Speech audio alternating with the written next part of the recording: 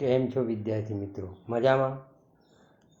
હું M G. Solanki, Meghdoot Vidyavihar high school and higher secondary school Maninagar, ધોરણ 12, વિષય વાણિજ્ય વ્યવસ્થા અને સંચાલન, જેમાં આપણે પ્રકરણ 1 અને પ્રકરણ 2નો અભ્યાસ કર્યા બાદ આજે આપણે પ્રકરણ 3નો અભ્યાસ કરીશું.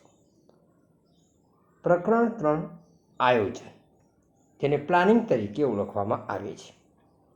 આયોજન એટલે શું? તો આયોજન એટલે ભવિષ્યમાં જે કાર્ય કરવાનું હોય છે એ કાર્યનું આયોજન કરવું. સંચાલનના કાર્યોમાં સૌપ્રથમ કાર્ય આયોજન છે. આયોજન એટલે કોણે કયું કાર્ય ક્યારે કેવી રીતે કેટલા પ્રમાણમાં કરવું તે બાબતની એક યોજના તૈયાર કરવી, પૂર્ણ વિચારણા કરવી, તેને આયોજન તરીકે ઓળખવામાં આવે છે. આયોજન એ સાર્વત્રિક છે. યુદ્ધનું મેદાન હોય, રમતગમતનું મેદાન હોય, ધંધાકીય એકમ હોય, રાજકારણ હોય, ધાર્મિક ક્ષેત્ર હોય કે સામાજિક ક્ષેત્ર હોય, તમામ ક્ષેત્રમાં આયોજન એ દરેક જગ્યાએ જરૂરી હોય છે. માટે આયોજન એટલે શું? એટલે કે આયોજનનો અર્થ ભવિષ્યમાં શું સિદ્ધ કરવાનું છે અને કેવી રીતે વિવિધ વિકલ્પોની વિચારણા કરી તે વિકલ્પોની યાદીમાંથી શ્રેષ્ઠ વિકલ્પ અપનાવવો એ અંગેની યોજના તૈયાર કરવામાં આવે તેને સામાન્ય અર્થમાં આયોજન કહેવામાં આવે છે. આપણે આયોજનનો ખ્યાલ વિશે પ્રાપ્ત કરીએ કે ધંધામાં જે પ્રવૃત્તિઓ કરવાની હોય તે અંગે વિગતો એકત્રિત કરવી, પૂર્વ વિચારણા કરવી અને આ પ્રવૃત્તિઓ કેવી રીતે કરવી તે અંગેની યોજના એટલે આયોજન. આયોજન અંગે જુદા જુદા લેખકોએ અલગ અલગ વ્યાખ્યાઓ આપી છે. તો આપણે વ્યાખ્યાઓ જે લેખકોએ આપેલી છે એ મુજબ આપણે જોઈએ. ડૉક્ટર બિલી ગોયટ્સના જણાવ્યા અનુસાર આયોજનનું કાર્ય એટલે પસંદગીનું કાર્ય. બીજા એક લેખક ડૉક્ટર જ્યોર્જ આર ટેરીના જણાવ્યા અનુસાર કાર્યની યોજના એટલે પરિણામોની પૂર્વ વિચારણા, કાર્યની અનુસરવાની નીતિ, તબક્કા અને ઉપયોગમાં લેવામાં આવતી પદ્ધતિ નક્કી કરવી એટલે આયોજન. ટૂંકમાં ધ્યેયને પાર પાડવા માટે ઘડવામાં આવેલો બુદ્ધિપૂર્વકનો સૂચિત કાર્યક્રમ એટલે આયોજન. તો અહીં આપણે આયોજનનો અર્થ, એની વ્યાખ્યાઓ અને ખ્યાલની સમજ પ્રાપ્ત કર્યા પછી આ આયોજન કયા લક્ષણો ધરાવે છે જેને આપણે આયોજનની લાક્ષણિકતા તરીકે ઓળખવામાં આવે છે. તો આપણે હવે આયોજનના લક્ષણો વિશે અભ્યાસ કરીએ. પહેલું લક્ષણ છે સર્વવ્યાપી. આયોજન એ સર્વવ્યાપી છે. તે કોઈપણ ક્ષેત્રમાં જોવા મળે છે. ધંધાકીય એકમ હોય, રાજકારણ હોય, શિક્ષણ હોય, ધાર્મિક હોય કે સામાજિક ક્ષેત્ર હોય, એમ દરેક ક્ષેત્ર આયોજન આપણને જોવા મળતું હોવાને કારણે એને સર્વવ્યાપી તરીકે ઓળખવામાં આવે છે. બીજું લક્ષણ છે સર્વપ્રથમ કાર્ય. સંચાલનના કાર્યોમાં આયોજન એ સંચાલનનું સર્વપ્રથમ કાર્ય છે. સંચાલનની શરૂઆત જ આયોજનથી થાય છે. એને આધારે જ અન્ય કાર્યો, વ્યવસ્થાતંત્ર, દોરવણી, અંકુશ આ બધા કાર્યો થઈ શકતા હોય છે. ત્રીજું સભાન અને બૌદ્ધિક પ્રક્રિયા. આયોજનમાં નિર્ણયો સભાનતાપૂર્વક અને ગણતરીપૂર્વકના અંદાજોને આધારે લેવામાં આવે છે. માટે આ પ્રક્રિયાને સભાન કે બૌદ્ધિક પ્રક્રિયા તરીકે ઓળખવામાં આવે છે. ચોથું લક્ષણ છે પરિવર્તનશીલતા. આયોજન એ પરિવર્તનશીલ હોવું જોઈએ. ધંધાકીય એકમને અસર કરતા બાહ્ય પરિબળો કે આંતરિક પરિબળોમાં પરિસ્થિતિ મુજબ ફેરફાર થાય એમ આયોજનમાં પણ પરિવર્તન લાવવું જોઈએ. તો આયોજનમાં પરિવર્તનશીલતાનો ગુણ હોવો જરૂરી છે. પાંચમું છે ચોકસાઈ. આયોજન એ ભવિષ્ય માટે કરવામાં આવે છે. માટે કોઈ પણ બાબતો ધ્યાનમાં લીધેલ હોય તે બાબતોમાં ચોકસાઈ હોવી જરૂર છે. જે કે આંકડાકીય ગણતરી, મેળવેલ માહિતી વગેરેમાં ચોકસાઈ રાખવી પડતી હોય છે. છઠ્ઠું છે પૂર્વાનુમાન અનિવાર્ય. ધંધાકીય એકમમાં આયોજન માટે ભવિષ્યની અનિશ્ચિતતાઓને ધ્યાનમાં રાખીને પૂર્વાનુમાન કરવામાં આવે છે અને ત્યારબાદ જ તેને આધારે આયોજન થતું હોય છે. માટે પૂર્વાનુમાન અનિવાર્ય એ આયોજનમાં જરૂરી છે. સાતમું લક્ષણ છે વિકલ્પોની યાદી. આયોજન કોઈપણ ક્ષેત્રમાં હોય પણ વિવિધ પ્રકારની યોજના અને વિકલ્પો હોય છે. દાખલા તરીકે ભવિષ્યમાં વેચાણ વધારવાની યોજના માટે અનેક વિકલ્પો હોઈ શકે છે. જેવા કે જાહેરાત વધારી શકીએ, કિંમત ઘટાડી શકીએ, વેચાણ કર્મચારીને તાલીમ આપી વેચાણ વૃદ્ધિ વધારી શકીએ. તો આમાંથી આ બધા વિકલ્પોની યાદી એ આપણને આયોજનમાં જોવા મળે છે. આટલું જે ભવિષ્ય સાથે સંબંધ. આયોજન વર્તમાનમાં કરવામાં આવે છે પણ જે ભવિષ્ય માટે કરવામાં આવે છે, એટલે ભવિષ્યની અનિશ્ચિતતાઓનો ખ્યાલને ધ્યાનમાં રાખીને થતું હોવાને કારણે તે ભવિષ્ય સાથે સંબંધ ધરાવે છે. 9મું લક્ષણ છે સતત પ્રક્રિયા. આયોજન એ ધંધામાં સતત અને નિરંતર ચાલતી પ્રક્રિયા છે. ધંધાની શરૂઆતથી અંત સુધી આયોજન કરતા જ રહેવું પડે છે. માટે આયોજન એક સતત પ્રક્રિયા તરીકે ઓળખવામાં આવતી હોય છે. 10મું લક્ષણ છે ધ્યેયલક્ષી પ્રવૃત્તિ. આયોજન એ ભવિષ્યમાં નક્કી કરેલા ધ્યેયને પાર પાડવા માટે કરવામાં આવે છે, જેમાં સંચાલકો ધ્યેયને અનુરૂપ લક્ષ્યાંકો નક્કી કરી અને લક્ષ્યાંકો સિદ્ધ કરે છે. માટે આયોજન એ ધંધાની ધ્યેયલક્ષી પ્રવૃત્તિ ગણવામાં આવતી હોય છે. 11મું લક્ષણ નિર્ણય પ્રક્રિયા. જરૂરી. આયોજન એટલે શ્રેષ્ઠ વિકલ્પોની પસંદગી, જેમાં વિવિધ પ્રકારના વિકલ્પોની પૂર્વ વિચારણા અને ધારણાઓ કરવામાં આવે છે. તેમાંથી શ્રેષ્ઠ વિકલ્પ પસંદ કરી અને તે અંગે માટે યોગ્ય નિર્ણય લેવામાં આવે છે. માટે આયોજનમાં નિર્ણય પ્રક્રિયા પણ જરૂરી છે.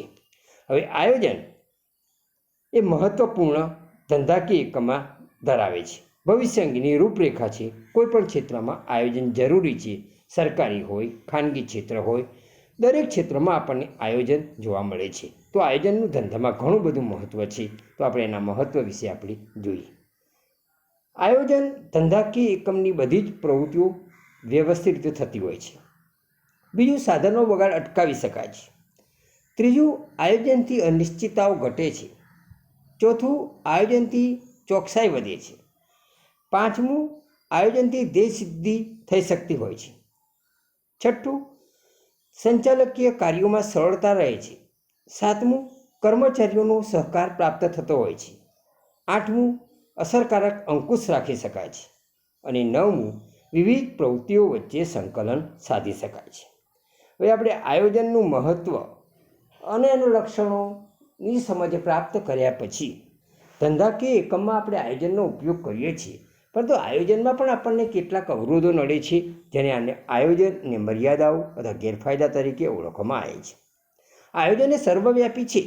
કોઈપણ ક્ષેત્રમાં આયોજન વગર ચાલી શકતું હોતું નથી. માટે આયોજન એ ધંધાકીય એકમમાં થતું હોય છે, પણ એમાં પણ આપણને કેટલીક મર્યાદાઓ કે ટીકાઓ જોવા મળે છે. જે ટીકાઓ તે મર્યાદાઓ આપણે નીચે પ્રમાણે આપણે અભ્યાસ કરીએ છીએ. પેલું જે ભાવિની અનિશ્ચિતતા. આયોજનના પાયામાં ધારણાઓ અને પૂર્વાનુમાનો હોય છે, અને જે ભવિષ્ય સાથે સંબંધ ધરાવતા હોય છે. આવા પૂર્વાનુમાનો પૂરેપૂરા સાચા પડતા ઘણી વખત હોતા નથી. માટે આયોજન એ ભાવિની અનિશ્ચિતતા આપણને જોવા મળે છે. બીજું, મર્યાદા છે ખર્ચાળ પ્રક્રિયા. આયોજન કરવા માટે નિષ્ણાત વ્યક્તિઓની સલાહ લેવી પડે છે. એમને ઊંચા પગારો ચૂકવવા પડે છે. એમાં સમય, શક્તિ અને નાણાંનો પણ વ્યય થાય છે. આપણે આયોજન એ ખર્ચાળ પ્રક્રિયા સાબિત થતી હોય છે. ત્રીજું, લાંબી પ્રક્રિયા. આયોજન કરવા માટે જરૂરી માહિતી એકત્રિત કરવી, તેનું વર્ગીકરણ કરવું, તેનું વિશ્લેષણ કરવું, તેનું અર્થઘટન કરવું, તેના વિવિધ વિકલ્પો વિચારવા, આ માટે ઘણો બધો સમય જતો હોય છે. માટે લાંબી અને સમય માગી લે એવી પ્રક્રિયા છે. ચોથું, આયોજન અપ્રસ્તુત. આયોજનમાં અનિશ્ચિતતા રહેલી છે. સમય, સંજોગો અને એકમની અસર કરતા પરિબળોને કારણે અગાઉથી તૈયાર કરેલું આયોજન ઘણીવાર આપણને અપ્રસ્તુત પણ બનતું હોય છે, એટલે કે નિષ્ફળ પણ બનતું હોય છે. 5મું છે જડતા પ્રેરી છે. આયોજન એક કાર્યક્રમ છે જે ભવિષ્ય સાથે સંબંધ ધરાવે છે, પરંતુ આયોજનના અમલ દરમિયાન કોઈ પરિસ્થિતિ ઊભી થાય તો એમાં પરિવર્તન કરી શકતા હોતા નથી. માટે આયોજન એ ધંધાકીય એકમમાં જડતા પ્રેરી છે. 6ઠી છે બાહ્ય પરિબળોની અનિશ્ચિતતા. ધંધાકીય એકમને અસર કરતા બાહ્ય પરિબળોમાં ફેરફાર થાય તો આયોજન એની સફળતા અવરોધ પામે છે. 7મું છે અપૂરતી માહિતી. આયોજન કરવા માટે આપણે જે માહિતી એકત્રિત કરીએ છીએ, જો માહિતી જ અધૂરી, અસ્પષ્ટ હોય તો તૈયાર કરેલું આયોજન અને અધૂરી માહિતીને કારણે અહીં સફળ થઈ શકતું હોતું નથી. 8મું છે કર્મચારીની કાર્ય સર્જનાત્મકમાં અવરોધ. આયોજનનો અમલ ધંધાકીય એકમના કર્મચારીઓને કરવાનો હોય છે. જો કર્મચારીઓ વિવિધ સર્જનાત્મક શક્તિઓ હોવા છતાં આયોજનના અમલ દરમિયાન ઈચ્છિત પરિણામો મેળવવા તેમાં ફેરફાર કરી શકતા હોતા નથી, માટે કર્મચારીઓની સર્જનાત્મકતા અહીં અવરોધાય છે. અને 9મું છે ખામીયુક્ત પદ્ધતિનો ઉપયોગ. આયોજનમાં અનુમાનો અને પૂર્વધારણાઓ હોય છે. ગાણિતિક પદ્ધતિઓ અને આંકડાકીય માહિતીનો ઉપયોગ થાય છે, પરંતુ જો પદ્ધતિ જ ખામીયુક્ત હોય તો આયોજન નિષ્ફળ બનતું હોય છે.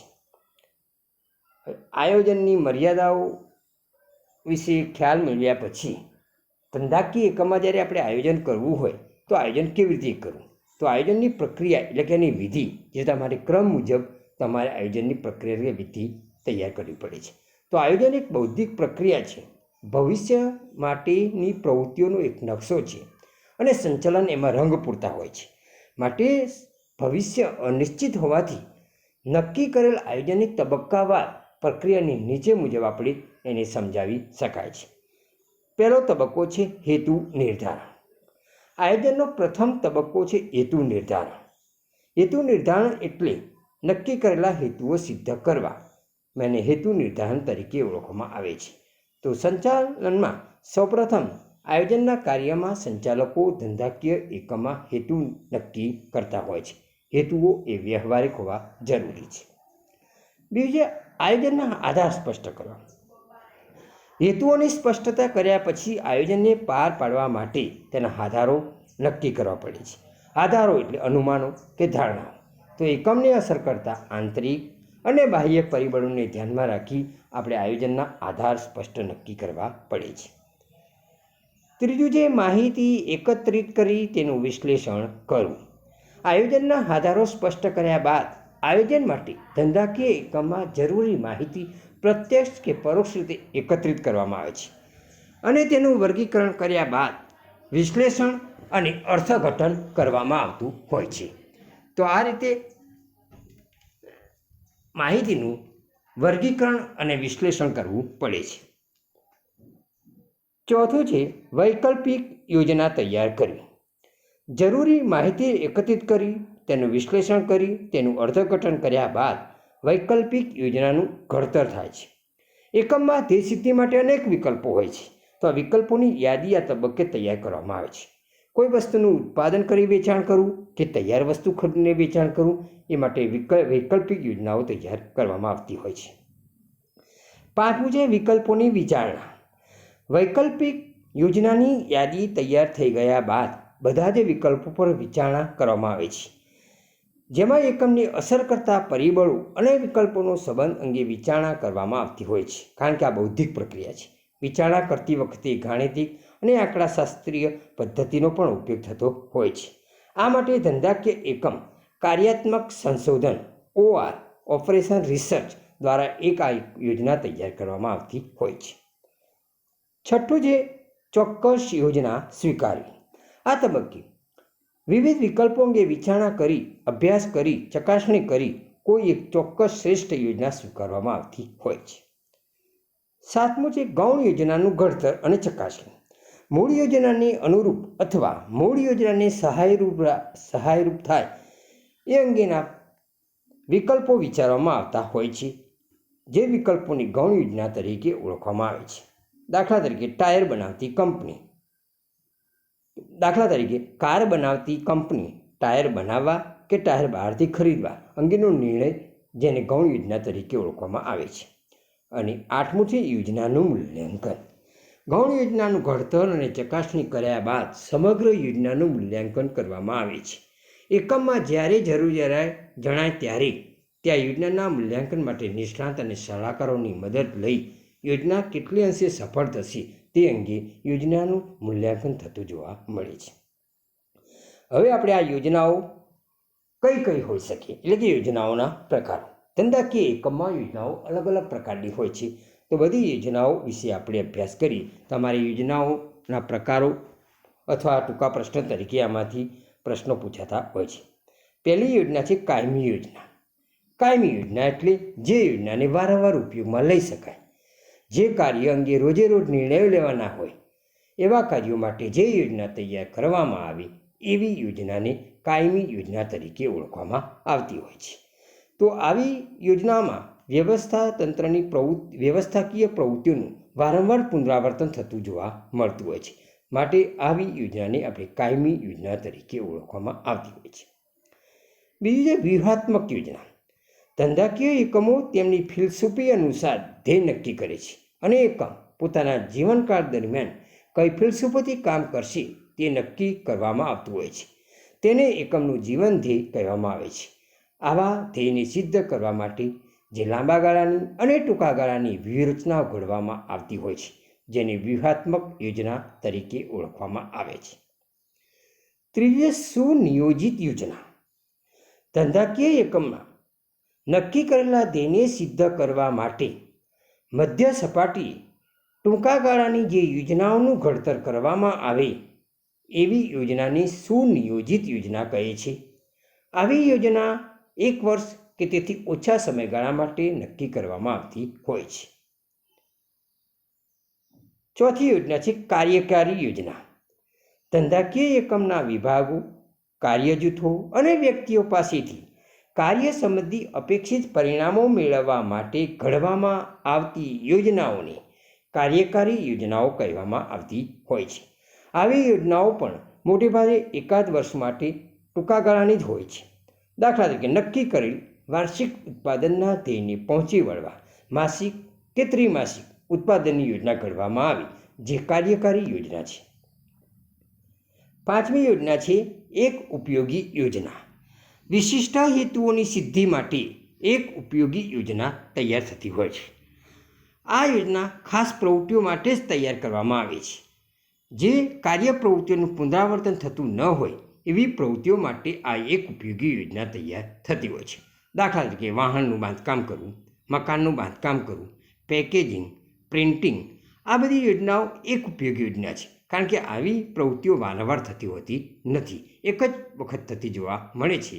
માટે એવી એક ઉપયોગી યોજના તરીકે ઓળખવામાં આવે છે. છઠ્ઠું છે આકસ્મિક યોજના. ધંધાકીય એકમમાં બદલાતી જતી પરિસ્થિતિ સાથે તાલ મિલાવવા ઘણી વખત યોજનામાં ફેરફાર કરવી પડે છે. કારણ કે રાજકીય, આર્થિક, સામાજિક કે કુદરતી પરિબળોને કારણે ધંધાકીય પર્યાવરણમાં પણ ફેરફાર થાય છે. તો અગાઉથી નક્કી કરેલી યોજનામાં ફેરફાર કરી નવી યોજના ઘડવામાં આવે એવી યોજનાને આકસ્મિક યોજના તરીકે ઓળખવામાં આવતી હોય છે. હવે આપણે આયોજનના ઘટકો વિશે અભ્યાસ કરીએ તો આયોજન તો એક બૌદ્ધિક પ્રક્રિયા જ છે. ઘણી વખતે નાની નાની યોજનાઓ, કાર્યક્રમો નક્કી કરી આપણે આયોજન કરવામાં આવે તો આપણે એને આયોજનના ઘટકો તરીકે ઓળખવામાં આવતા હોય છે. દાખલા કે એકમનું અંદાજપત્ર બનાવવું, ત્યારબાદ તેના પર વિચારણા કરવી, એકમનું સર્વોચ્ચ અંદાજપત્ર બનાવવું, તો આ બધા આયોજનના ઘટકોમાં સમાવેશ થતો હોય છે. તો આપણે આયોજનના ઘટકો કયા છે એ વિશે આપણે અભ્યાસ કરીએ. પહેલું છે હેતુ.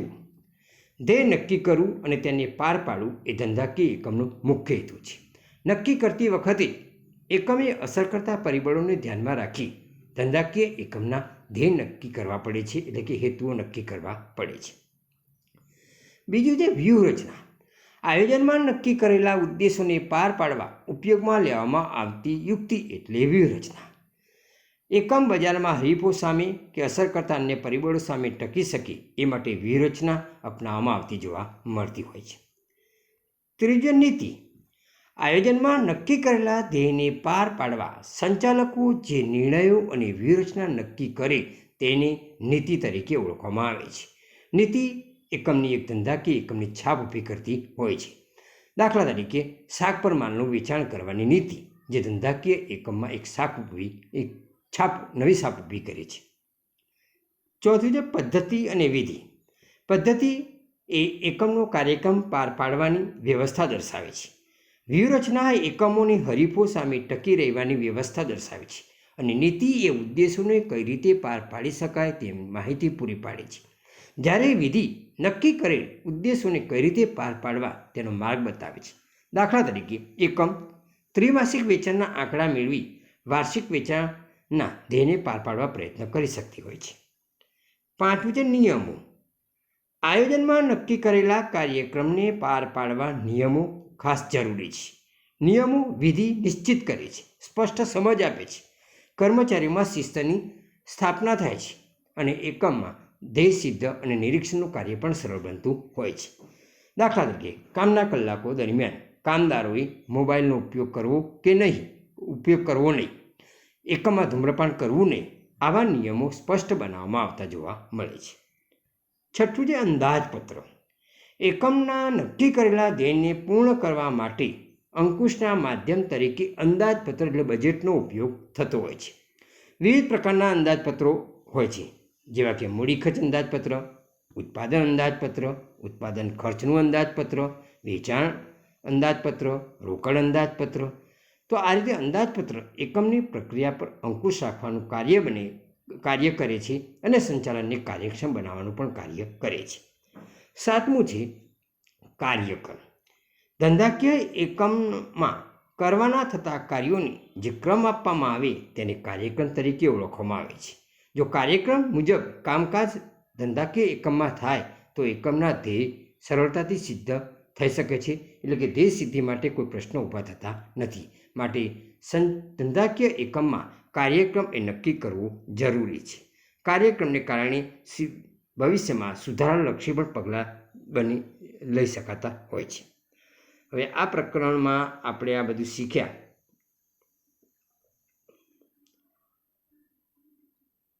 હવે આપણે તમને સ્વાધ્યાયની અંદર વિકલ્પો આપવામાં આવેલા છે. આ ઉપરાંત એક વાક્યમાં જવાબ, ટૂંકમાં પ્રશ્નો, મુદ્દાસર જવાબ અને વિસ્તારપૂર્વક જવાબ. વિસ્તારપૂર્વક જવાબ તમારે આ પ્રકરણમાંથી ચોક્કસ એક પ્રશ્ન તમારે પૂછાય જ છે. માટે વિસ્તારપૂર્વકના પ્રશ્નો 5 માર્કમાં આ પ્રકરણમાંથી તમારે તૈયાર કરવા.